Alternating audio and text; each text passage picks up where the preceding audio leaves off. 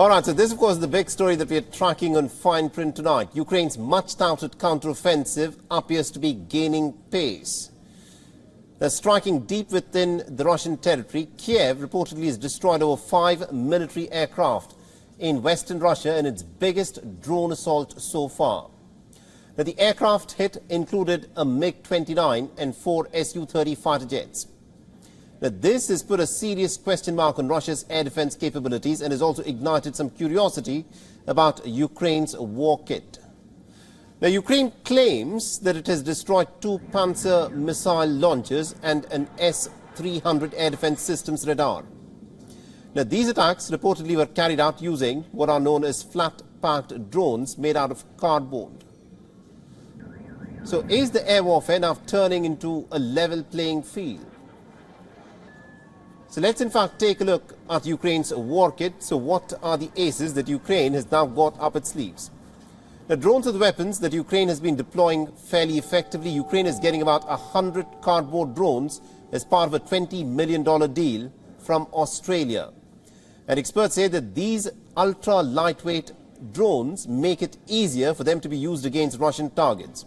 Now, these drones provide an edge to the war-torn nation due to battlefield intelligence, surveillance and also reconnaissance capabilities, where they can carry up to 5 kilograms of cargo with them. It also provides valuable operational flexibility for the Ukrainian forces. Now, there is more behind Ukraine's increased confidence at this moment, where it has been using what are known as vampire rockets to target the Russian drones. The US-made vehicle-agnostic modular palletized ISR rocket equipment that's popularly known as Vampires is a compact and palletized rocket launching platform. In the month of January earlier this year, the United States had said that it would deliver 14 Vampire weapon systems for Kyiv. It is used to launch advanced precision kill weapon systems, and it is capable of firing 70 mm laser-guided rockets. It comprises of 4 such round rocket launchers, which can of course be installed on vehicles, and these weapon systems in fact cost about $27,000 a piece. They can hit a target at a range of about 5 kilometers. Now, this kind of weapon system can also be used in shoot-and-scoot tactics, as it is perfect for covert use, especially at a time when the Ukrainian forces are facing Russia's multi-layered defense lines. Now, ever since Russia started using its Shahed 136 Iranian-made kamikaze drones, Ukraine has been struggling to defend itself against these ultra-cheap drones. But now, it seems to have these ultra-cheap drones of its own, which is helping Ukraine to gain a certain advantage in certain theaters of war. Not only this, Ukraine has also modified its Neptune R-360 anti-ship cruise missiles, which were used to sink the Russian missile cruiser Moskva a year ago. Its modified versions were in fact used in attacks on Russia's S-400 missile launches last week. Developed by Ukraine's Luke Design Bureau, this weapon system has a payload capacity of 350 kilograms and can fire missiles up to a range of 400 kilometers. And this means that the entire Crimean Peninsula falls within the operational range of its Neptune missiles. Now, Ukraine's new weapon systems and also its intensifying counteroffensive could certainly raise the stakes in the war.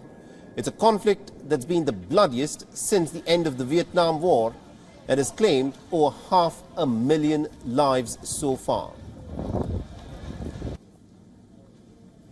All right, now to give us more perspective in terms of what these new tactics actually are, we're being joined in by retired Lieutenant Colonel Daniel Davis, who's joining us live on this broadcast. So this is an interesting sort of reports that are now doing the rounds, where the Ukrainians are said to be using some kind of cardboard drones, which seem to be fairly effective on the battlefield.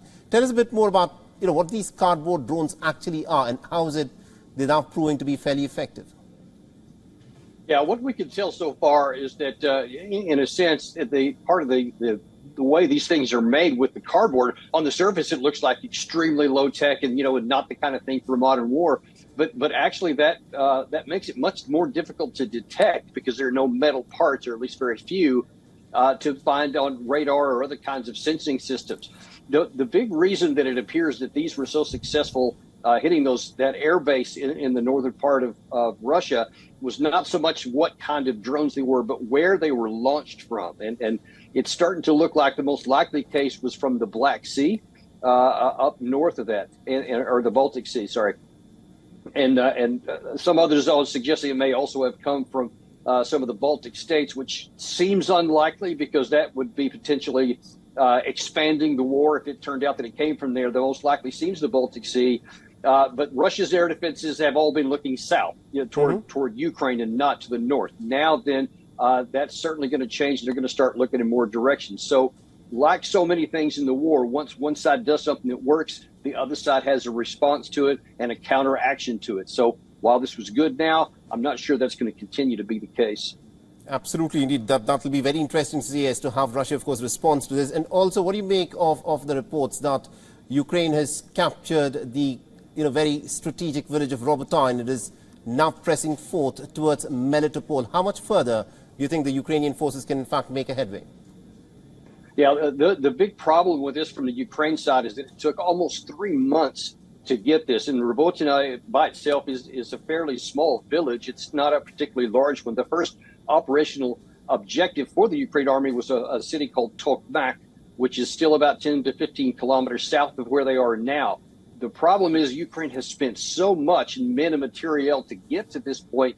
They have used what's accustomed to their last reserve with the 82nd Mechanized Brigade about 2 or 3 weeks ago, and it's not clear that they have enough striking power now to take advantage of this success at Robotyne. So that's one thing we're going to really be watching is Ukraine able to provide more strategic weapons and units to be able to push through the next line of Russian defense, and that's going to be the big challenge. Absolutely indeed. Colonel Davis, thank you very much indeed for joining us and getting us all those insights there.